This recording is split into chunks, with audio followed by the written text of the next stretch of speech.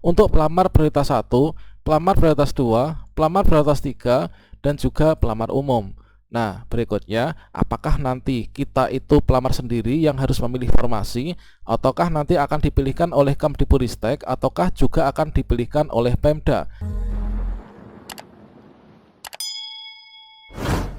Baiklah sobat semuanya, peserta seleksi P3K Guru 2022 ini dibagi ke dalam dua kategori ya. Yang pertama pelamar prioritas terdiri dari pelamar prioritas 1 yang sudah lulus passing grade, kemudian ada pelamar prioritas 2 yaitu THK 2, kemudian ada pelamar prioritas 3, kemudian juga ada pelamar umum yang terdiri dari lulusan PPG dan juga guru yang terdaftar di Dapodik di bawah 3 tahun. Selanjutnya untuk yang dimasukkan dalam pelamar prioritas ini adalah nanti tidak akan dites lagi, namun akan langsung ditempatkan, dan juga untuk pemilihan formasinya juga akan diatur. Tentunya di sini masing-masing formasi yang masih sisa dan juga peserta lulus passing grade, baik itu passing grade kategori 1, 2 maupun juga 3, serta yang tidak lulus namun memiliki masa kerja lebih dari 3 tahun, maka teman-teman termasuk dalam kategori peserta masuk dalam skala prioritas. Berikut ini kita akan berbagi update informasi terbaru, kira-kira siapa sih nanti yang akan menempatkan dan juga memilihkan formasi untuk P3K 2022 untuk pelamar prioritas 1, pelamar prioritas 2, pelamar prioritas 3, dan juga pelamar umum. Nah, berikutnya, apakah nanti kita itu pelamar sendiri yang harus memilih formasi, ataukah nanti akan dipilihkan oleh Kemdikbudristek, ataukah juga akan dipilihkan oleh Pemda? Silahkan simak video ini sampai selesai. Namun sebelum kita lanjutkan, saya ingatkan bagi teman-teman yang mungkin baru pertama kali menemukan channel ini, silahkan klik tombol subscribe-nya dan aktifkan notifikasi loncengnya, sehingga nanti jika ada update video terbaru, teman-teman tidak akan ketinggalan informasi. Baiklah sobat semuanya, coba kita buka kembali Permenpan RB nomor 20 tahun 2022 tentang pengadaan pegawai pemerintah dengan perjanjian kerja untuk jabatan fungsional guru pada instansi daerah tahun 2022. Nah, di sini kita buka pada paragraf yang kelima yang mengatur terkait tentang seleksi prioritas. Nah, pada pasal ke-32 yaitu pada bagian yang pertama. Seleksi kompetensi bagi pelamar prioritas 1 ini menggunakan hasil seleksi tahun 2021. Sehingga dikarenakan yang digunakan ini adalah nanti untuk seleksi kompetensi ini nanti menggunakan hasil dari seleksi tahun 2021 kemarin, ini adalah teman-teman nanti tidak akan dites lagi ya teman-teman. Kemudian seleksi kompetensi sebagaimana dimaksud pada ayat 1 itu terdiri dari seleksi kompetensi 1 dan juga seleksi kompetensi 2. Terkait tentang nanti yang digunakan itu apakah hasil seleksi kompetensi 1 atau seleksi kompetensi 2, tentunya teman-teman sudah memahaminya ya pada video sebelumnya. Nah, selanjutnya pada ayat yang keempat, seleksi kompetensi bagi pelamar prioritas 2 dan pelamar prioritas 3 ini dilakukan dengan menilai kesesuaian kualifikasi akademik, kemudian kompetensi, kemudian kinerja, kemudian pemeriksaan latar belakang atau background check. Nah, di sini untuk pelamar yang prioritas 2 ini adalah dari teman-teman tenaga honorer yang tidak dari kategori 2 ya, yang tidak lulus passing grade kemarin. Mengapa demikian? Kalau misalkan sudah lulus passing grade THK 2 itu otomatis masuk kepada peserta prioritas 1 teman-teman. Nah, ini kemudian untuk penilaian kesesuaian sebagaimana dimaksud tersebut itu ditetapkan oleh menteri yang menyelenggarakan urusan pemerintahan di bidang pendidikan, yaitu dari Kemdikbudristek teman-teman.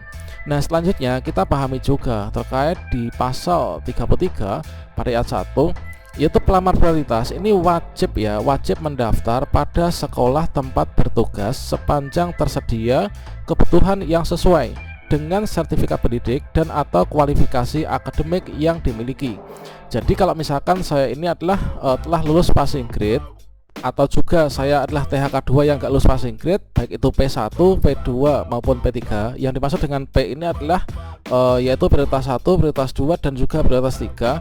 Jika di sekolah kita ini ada formasi, maka kita wajib melamar pada formasi yang ada di sekolah kita. Kemudian kita cermati pada bagian yang kedua ya. Dalam hal tidak tersedia kebutuhan yang sesuai dengan sertifikat pendidik dan atau kualifikasi akademik yang dimiliki pada sekolah tempat kita bertugas, maka pelamar prioritas ini, baik itu pelamar prioritas 1, prioritas 2 maupun prioritas 3, ini dapat mendaftar ke sekolah lain yang masih tersedia kebutuhannya. Jadi kalau di sekolah kita nggak ada, kita bisa melamar di sekolah lain. Kemudian yang ayat 3.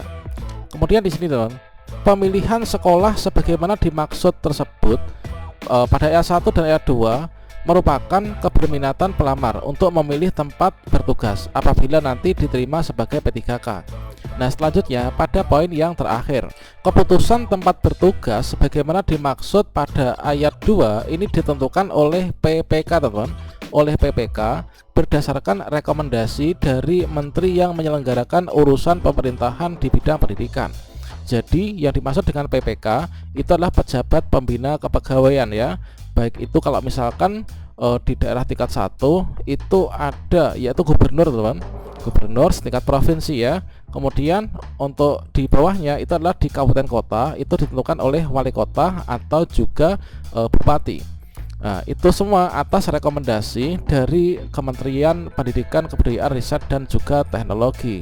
Jadi untuk keputusan nanti tempat bertugasnya ini di mana untuk pemilihan formasi yang diperbolehkan ini adalah aturannya seperti ini, dan nanti yang menentukan ini adalah dari pejabat pembina kepegawaian baik itu gubernur, bupati ataupun juga wali kota. Dengan peraturan tersebut di sini tertuang pada paragraf yang ke-7 terkait tentang pemenuhan kebutuhan. Nah, nanti bukan di ranking ya, karena tidak boleh menggunakan istilah di ranking. Untuk pemenuhan kebutuhan nanti, nah di sini akan didahulukan untuk pelamar prioritas 1. Nah, secara berurutan inilah dari THK 2 dulu, kemudian guru honorer sekolah negeri, kemudian lulusan PPG, kemudian sekolah swasta.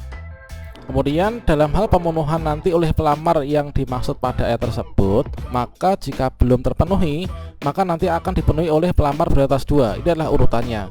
Kemudian masih belum terpenuhi akan diturunkan yaitu ke pelamar prioritas 3.